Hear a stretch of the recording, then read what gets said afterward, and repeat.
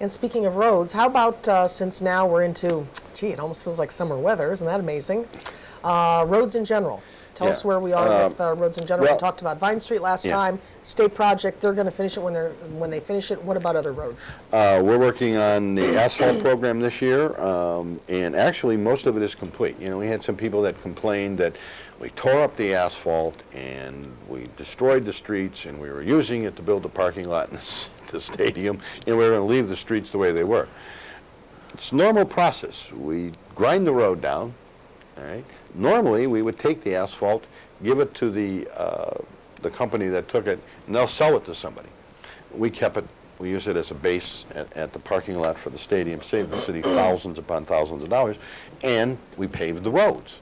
Arlene is done, Mannering is done, 348th is complete now, Hewlett is complete, Jennison is complete, River should be completed by the time we do this, Green Drive is complete, and Renwood is not complete and won't be for quite a while because we're doing extensive sewer work on that street. We finally got an easement that we're going to go through to finish the sewers on that street, and it's something that I promised these people a long time ago, and we've just run into some problems on getting the easements done and getting that project going, but it is now underway, and that will be completed.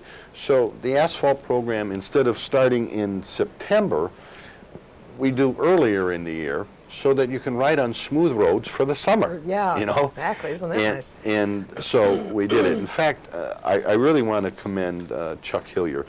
He said something, and I don't think I could have said it any better. Councilman Chuck Hillier, he's councilman at large. He talked about where people had complained that we had taken a top layer of the asphalt off. And the reason that's done is so that you're not building on top of asphalt, and you disrupt the drainage of the area. So we cut it down and then put the new layer over it. And the stripping, and what Chuck wrote was the stripping off the asphalt was taken to the city parking lot across from the ballpark and used as a base. I heard complaints with this that the roads were stripped just to pave the parking lot. Of course not. And I gave it some thought, he said. And although it sounded like a pretty juicy story that a reporter would just love to expose, it was nothing more than a sound economical and managerial decision. The stripped off asphalt is an environmental waste that costs roughly $30 a ton to dispose of. Recycling it as a base in a parking lot to save the city the disposal cost, which surely would have totaled many thousands of dollars. It may be a minor inconvenience to have the road stripped, but it's a part of what we have to do. But it makes a good business decision.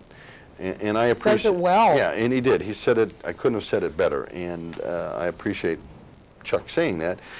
But it really was. It was a business decision to do. You saved money. Yeah, and it's like— The roads will be the way they've always been. Yes, but the thing that's the toughest to work with, and sometimes becomes frustrating, is when we're doing what the people want. They want the roads fixed, and they want the roads maintained, and we're doing it, but they don't want to be inconvenienced.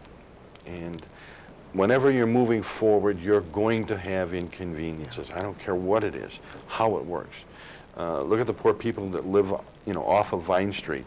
The inconveniences they've had of rebuilding both sides of Vine Street all the way through over the last 6-7 years. Yeah. So it is inconvenience, but you have to go through that little bit of inconvenience to get to something very good. So the road programs are going. They're going to start, once this is done, now start with some of the concrete patching, going into some of the concrete streets. They're going to be doing, we're going to go into the summer, we're going to be doing not all of Roberts Road, but from 91 to Erie Road, we have received issue 2 funds to rebuild that road with sidewalks, curbs, and gutters in a new road. So that will be a project, going to be a big mess for the people that live on Roberts. So we're warning you now, but you're going to love it when it's done, as we've always said. Just be patient, right. You'll love it when it's done. It'll be done, and it'll be great. So we're moving forward with the road program. Everything is fine. Good. Springtime also brings, anticipation of parks and pools and all of those kind of things opening too. Yeah, we're getting ready. Our recreation department is getting ready to start opening the pools. We've had vandalism again over at Jacksie Pool. Oh my goodness. I would love to catch, and we are going to catch. We've done it in the past, and we're going to catch them again. Not the same people again, but these individuals. Someone is taking magic markers to the new equipment that we just purchased and destroying it and writing profanity on it. I hope it's kids, but we'll find out who it is. And what had happened where the cameras are trained more on the pool, we're going to install some new cameras over there. And if you do it, you're going to be on videotape. And when you're on videotape, it's very tough to dispel it. But we're going to get it to stop. When we put those first put the cameras in there, all the vandalism we had there just stopped. And now it's back again, and again, they trained the cameras in another area, but they'll be back, and there'll be more of them, and we'll get them. So those people who called in with that, we're aware of it. We're going to try to get it cleaned up. And if you're out there and you hear this and we catch you, you're not in trouble. Well, and that brings up something good, too. You say people have called in about things. You've made that point on other programs that, you know, you and the council people can't be everywhere. Right. And, you know, that's all part of the responsibility we all have when we live in a community is to help be eyes and ears for what's going on. And I tell that to people when they say, well, I don't want to complain. You're not complaining. I can't see it. I don't know what's wrong. And if you tell me, then we can react to it. So we always appreciate those. Yeah.